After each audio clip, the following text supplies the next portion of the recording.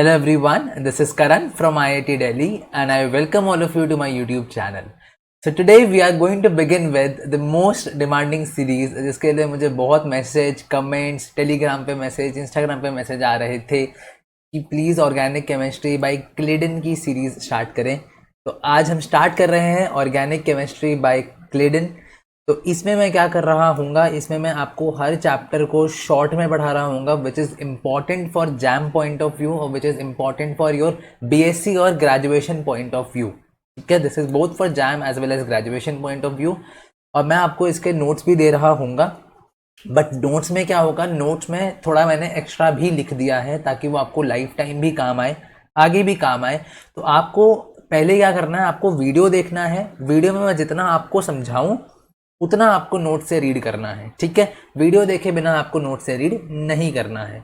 आई hope आपको ये series पसंद आएगी और अगर आप मेरे चैनल पर नए हो तो प्लीज़ चैनल को सब्सक्राइब करना और शेयर करना अपने जूनियर्स, फ्रेंड्स, सीनियर्स के साथ, ताकि मेरे को मोटिवेशन मिलता है, ताकि जब और लोग देखते हैं। ठीक है, चलो भाई वीडियो को शुरू करते हैं। First of all, let me introduce myself. I am Karandeep Singh. I will be doing MSc Chemistry from IIT Delhi.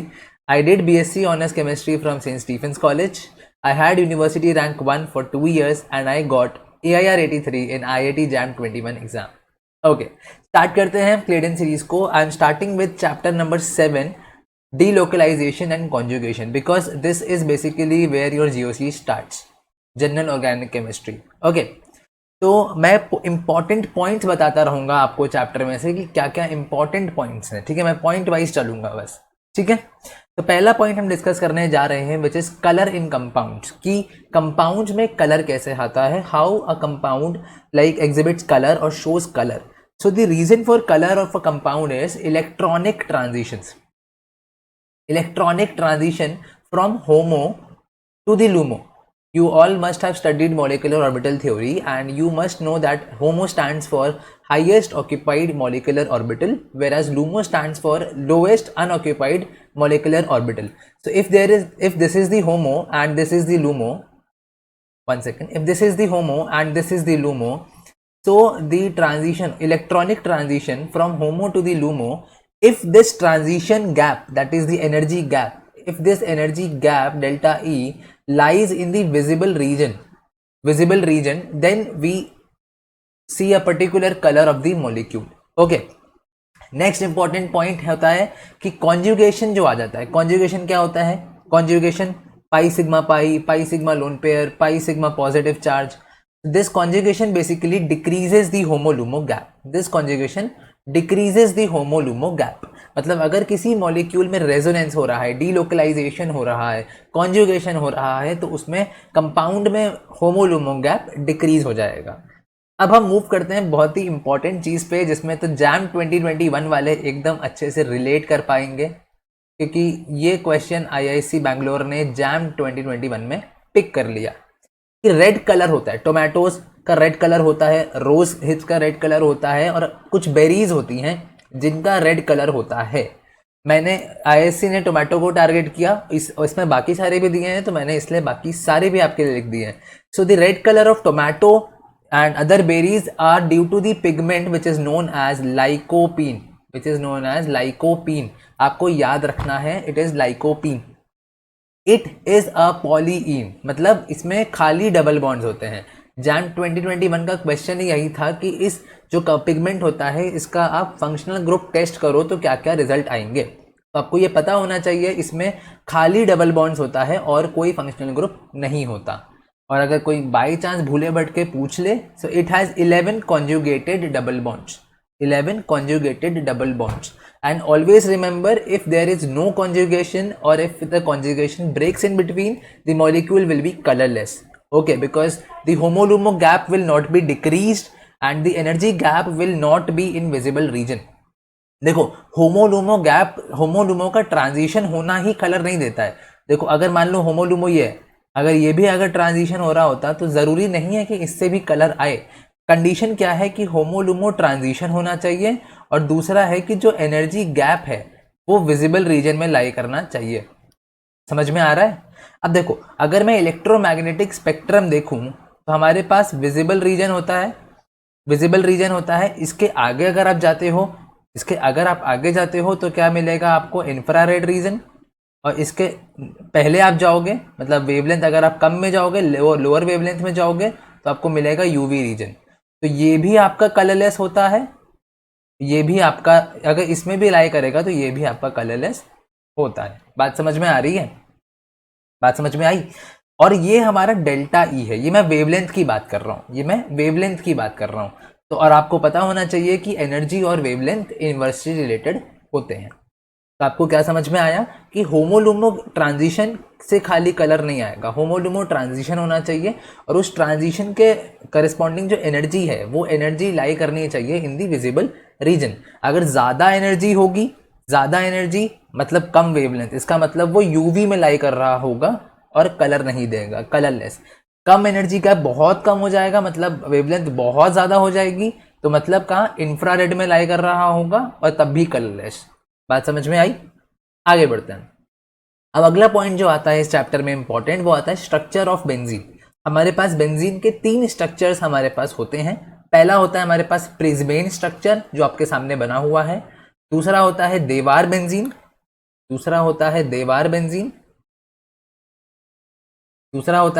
Benzene, जो मैंने एक एग्जाम के क्वेश्चन में भी करवाया था जीओसी के। और तीसरा होता है केक्यूले स्ट्रक्चर, जिसको मैंने बताया था कि how did he give this structure. तो अब क्वेश्चन उठता है कि एक कॉन्जुगेटेड मॉलिक्यूल की और प्रॉपर्टीज उसके फंक्शनल ग्रुप को अलग से देखें तो क्या होता है। मतलब देखो, बेंजीन में क्या है, अगर आप बेंजीन को इस तरीके से देखो तो बेंजीन में 3 डबल बॉन्ड्स ही तो हैं, 1 double bond, 2 double bond, 3 double bond. Clear है? तो it should have behaved as an alkene also, है ना, बट ऐसा नहीं होता। इसमें पूरा पूरा कॉन्जुगेशन है, और इस कॉन्जुगेशन के वजह से ही एक कॉन्जुगेटेड सिस्टम की प्रॉपर्टी, पूरे बेंजीन की प्रॉपर्टी डबल बॉन्ड्स, खाली अलग से एक सेपरेट डबल बॉन्ड से बहुत अलग हो जाती है। इसीलिए बेंजीन की प्रॉपर्टीज और एक एल्कीन की प्रॉपर्टीज बहुत डिफरेंट होती है, जस्ट बिकॉज बेंजीन में कॉन्जुगेशन है और अच्छे से स्टेबलाइज्ड है। बात समझ में आई? अब क्वेश्चन पूछ सकता है कि हाउ विल यू प्रूव, कैसे प्रूफ होता है हमें कि बेंजीन डिफरेंट है ना। तो कैसे बेंजीन एल्कीन से डिफरेंट है, तो हम कुछ एक्सपेरिमेंट्स करते हैं। पहला एक्सपेरिमेंट है इलेक्ट्रॉनिक डिफ्रैक्शन और दूसरा एक्सपेरिमेंट है आपका एनएमआर। ठीक है, बढ़ते हैं हम आगे। अब बात आती है, एक कंपाउंड होता है बीटा कैरोटीन। बीटा कैरोटीन अगर आपसे कभी पूछ ले तो याद रखना, उसमें 11 डबल बॉन्ड्स कॉन्जुगेटेड होते हैं एंड सारे के सारे कॉन्जुगेटेड होते हैं। मतलब 11 डबल बॉन्ड्स होते हैं और सारे के सारे ही डबल बॉन्ड्स आपस में कॉन्जुगेटेड होते हैं। बात समझ में आई? आगे बढ़ते हैं। अब एक स्ट्रक्चर होता है, एक कंपाउंड होता है विच इज नोन एज ब्यूटाडाइईन। इसका मतलब क्या है, 4 कार्बन और 2 बार डबल बॉन्ड। इसके 2 आइसोमर एग्जिस्ट करते हैं। कौन कौन से एग्जिस्ट करते हैं बेटा? एक एग्जिस्ट करता है 1,3 ब्यूटाडाइईन, जिसका स्ट्रक्चर ऐसा है, और एक एग्जिस्ट करता है 1,2 ब्यूटाडाइईन। 1,2 ब्यूटाडाइईन एग्जिस्ट करता है। 2 आइसोमर्स हैं, एक 1,3 ब्यूटाडाइईन और एक 1,2 ब्यूटाडाइईन। 1,3 का मतलब क्या है कि आपको दिख रहा होगा यहाँ पे ये कॉन्जुगेटेड है, दिस इज कॉन्जुगेटेड। और 1,2 का मतलब क्या है कि ये एक एलीन सिस्टम है, एलीन सिस्टम। एलीन में क्या होता है, अगर ऐसा होता है दोनों साथ में डबल बॉन्ड्स होते हैं तो ये एलीन सिस्टम कहला रहा होता है। And this is a non conjugated system. क्यों? क्योंकि यहाँ पे जो ऑर्बिटल्स होते हैं वो परपेंडिकुलर जा रहे होते हैं। ठीक है, वो परपेंडिकुलर जा रहे होते हैं। ठीक है, अब मैं बात करता हूँ, अगला पॉइंट आता है कि higher energy orbital has more number of nodes. आपको नोड्स पता होना चाहिए कि अगर कभी भी अपोजिट फेज के ऑर्बिटल्स मिक्स करते हैं तो इसमें नोड आ जाता है। ठीक है, एंटी बॉन्डिंग कैरेक्टर्स आते हैं। अब मैं अगर बात करता हूँ, कभी भी किसी का एमओटी बनाने चलेंगे ऑर्गेनिक मॉलिक्यूल्स का, तो सबसे पहला जो साई 1 होगा उसमें 0 नोड्स होंगे, साई 2 होगा उसमें 1 नोड होगा, ऐसे आप चलते चलोगे, साई 3 होगा तो 2 नोड्स होगा, ऐसे आप चलते चलोगे और ऐसे एनर्जी ऊपर बढ़ती चलेगी। जिसमें 0 नोड्स होते हैं उसको बोलते हैं बॉन्डिंग मॉलिक्यूलर ऑर्बिटल, और ये लोएस्ट एनर्जी का होता है और मोस्ट स्टेबल होता है। ठीक है, जिसमें मैक्सिमम नंबर ऑफ नोड्स हो जाएंगे, मान लो मैं इसको ही मान लेता हूँ, तो इसको हम बोल रहे होंगे एंटी बॉन्डिंग मॉलिक्यूलर ऑर्बिटल। ये हाईएस्ट एनर्जी का होगा और मोस्ट अनस्टेबल होगा। बात समझ में आ रही है? मान लो अगर हमारे पास 4 कार्बन है तो 4 के 4 p ऑर्बिटल्स होंगे, जितने p ऑर्बिटल्स एक कॉन्जुगेशन में उतने ही हमारे BMOs मतलब मॉलिक्यूलर ऑर्बिटल बन रहे होंगे। बात समझ में आई? यहाँ पे अगर 4 हैं तो यहाँ पे psi4 भी बन रहा होगा। बात क्लियर आई? अगर हम 2 कार्बन ले रहे होते कॉन्जुगेशन में तो हमारे पास 2 साई बन रहे होते, psi1 psi2, जिसमें इसमें क्या होता, इसमें 0 नोड होता और इसमें क्या होता 1 नोड। 0 नोड वाला क्या कहलाता, BMO कहलाता, 1 नोड वाला क्या कहलाता, ABMO कहलाता। बात समझ में आई? अब बहुत इंपॉर्टेंट चीज आती है, फैक्ट्स अबाउट 1,3-ब्यूटाडाइईन। कुछ इंपॉर्टेंट फैक्ट्स है जिसको वो MCQ या MSQ फॉर्म में पूछ सकता है।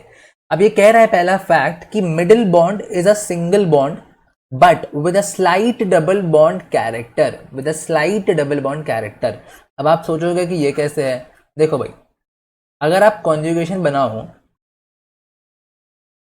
तो ये इस तरीके से होगा,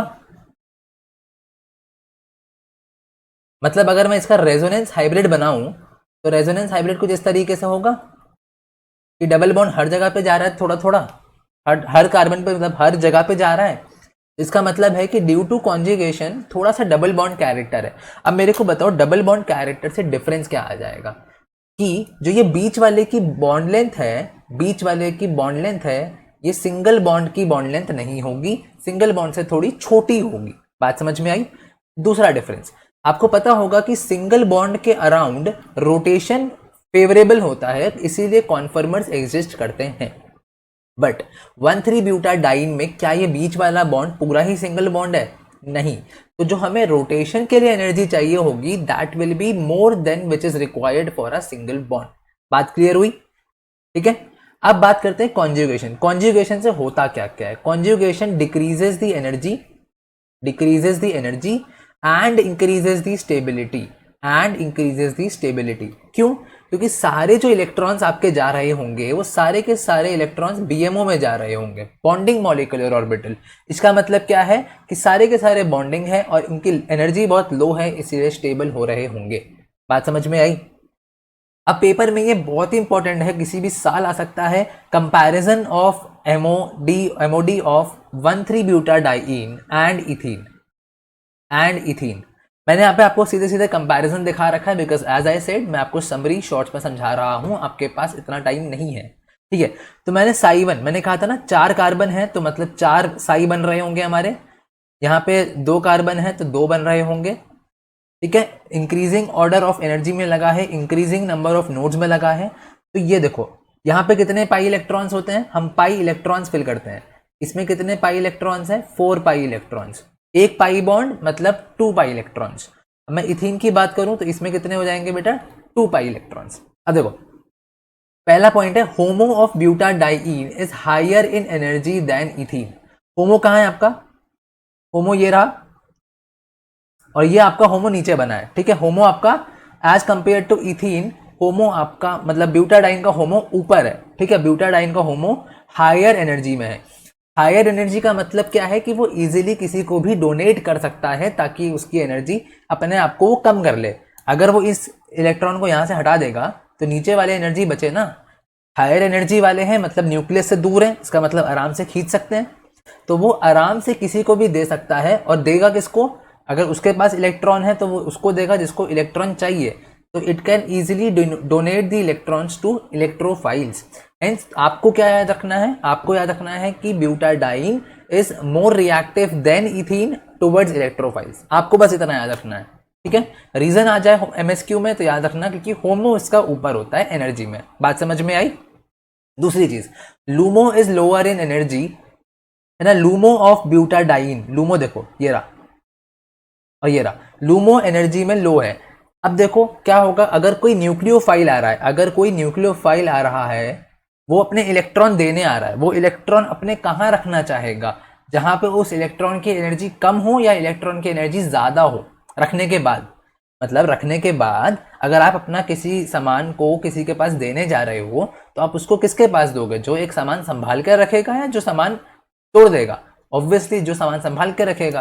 तो ये न्यूक्लियोफाइल बेचारा अपने इलेक्ट्रॉन, छोटे छोटे बच्चे जैसे इलेक्ट्रॉन को लेके गया, तो वो किसके पास देगा? वो ब्यूटाडाइन के पास देगा, क्योंकि इसके घर में यहाँ पे अगर वो रखता है उसकी एनर्जी कम है, तो वो स्टेबल फील करेगा। तो इसलिए क्या होता है, butadiene is more reactive towards nucleophile as well. तो आपको याद रखना है, ब्यूटाडाइन में सिंगल बॉन्ड होता है but with double bond character. Conjugation के वजह से स्टेबिलिटी इंक्रीज करती है, ठीक है, और एनर्जी डिक्रीज करती है। Butadiene is more reactive toward electrophile and nucleophile as well, ठीक है। आगे बढ़ते हैं। अब बहुत इंपॉर्टेंट पॉइंट है, बहुत ही इंपॉर्टेंट पॉइंट है। अगर किसी भी मॉलिक्यूल में 8 कॉन्जुगेटेड बॉन्ड तक होते हैं, मतलब टिल 8, 1 बॉन्ड से स्टार्ट करके 8 बॉन्ड्स तक, अगर 8 बॉन्ड्स तक अगर कॉन्जुगेटेड है, इफ द मॉलिक्यूल हैज 8 और less than 8 conjugated double bonds, it will always absorb in UV region. जो उसका होमोलुमो का गैप होगा वो हमेशा यूवी रीजन में लाई कर रहा होगा, और मॉलिक्यूल कैसा होगा बेटा? कलरलेस। मॉलिक्यूल कैसा होगा बेटा? कलरलेस। अब अगर मॉलिक्यूल में 8 कॉन्जुगेटेड डबल बॉन्ड होते हैं, more than 8 conjugated double bonds, तब वो एनर्जी लाई करेगी विजिबल में and the molecule will be coloured. Very very important point, very very important point. Next point is, अगर किसी मॉलिक्यूल में 11 डबल बॉन्ड्स कॉन्जुगेटेड होते हैं, 11 डबल बॉन्ड्स, एग्जाम्पल लाइकोपीन, तो उसका कलर क्या आ रहा होगा? रेड आ रहा होगा। समझ में आई? अब बात आती है जीन्स। आप लोग जीन्स पहनते हैं, जीन्स टी शर्ट, तो जीन्स का कलर क्या होता है? What is the colour of jeans? So the colour of jeans is indigo blue. मैं लिख के दे रहा हूं, अगर आईएससी की तरह किसी और ने टारगेट किया ना, तो अगला जीन्स पर टारगेट करेगा। Why is the colour of jeans is indigo blue due to the pigment. तो पिगमेंट का है indigo due to the pigment. Pigment कौन सा है? इंडिगो। अब आपसे कोई भी पूछे ना, जाके केमिस्ट्री वाले हो, तो जाके सबको नॉलेज बांटना, कि घर पे जाके सबको बताना कि जीन्स का कलर किस वजह से है। जीन्स का कलर है इंडिगो के वजह से। अब पूछा जा सकता है पेपर में कि ऐसा कौन सा ट्रांजिशन होता है जिसके वजह से ये कलर आ रहा है? तो the colour is due to transition from non bonding to pi star. याद रखना, जीन्स में कलर किस वजह से है? इंडिगो के वजह से। इंडिगो में कौन सा ट्रांजिशन होता है? Non bonding to pi star transition. अच्छा, नॉन बॉन्डिंग का मतलब क्या है बेटा? Lone pair. तो नाइट्रोजन के ऊपर लोन पेयर होते हैं, जिसके वजह से ये ट्रांजिशन होता है, ठीक है। अब बात सुनना, एक फॉर्म होता है रिड्यूस्ड इंडिगो। इसका स्ट्रक्चर आपको बुक में मिल जाएगा। रिड्यूस्ड इंडिगो होता है जो कि कलरलेस होता है। कलरलेस क्यों होता है? मैंने अभी भी बताया था कि कॉन्जुगेशन अगर नहीं होगा तो मॉलिक्यूल कलरलेस होगा। इसमें क्या होता है? Air oxidation. अच्छा, कॉन्जुगेशन ना होने से कलरलेस क्यों होता है मॉलिक्यूल? क्योंकि कॉन्जुगेशन क्या करता है ना, कॉन्जुगेशन होमोलुमो गैप को डिक्रीज करता है, जिसके वजह से एनर्जी जो आपकी होती है वो विजिबल रीजन में लाई कर जाती है। बिना उसके या तो वो यूवी में जाएगी या तो इंफ्रारेड में जाएगी और मॉलिक्यूल कलरलेस हो जाता है। अच्छा, एयर ऑक्सीडेशन का मतलब क्या है? हाइड्रोजन आपके रिमूव हो रहे होंगे, जिसके वजह से कॉन्जुगेशन आ जाता है और ये इंडिगो बन जाता है, जो कि कलर्ड होता है due to non bonding to pi star transitions. I hope आपको ये चीज समझ में आई होगी। नेक्स्ट लेक्चर में पार्ट 2 कर रहे होंगे क्लेडन का, और जिसमें हम एरोमेटिसिटी डिस्कस करेंगे। क्या डिस्कस करेंगे? एरोमेटिसिटी डिस्कस करेंगे अच्छे से एकदम।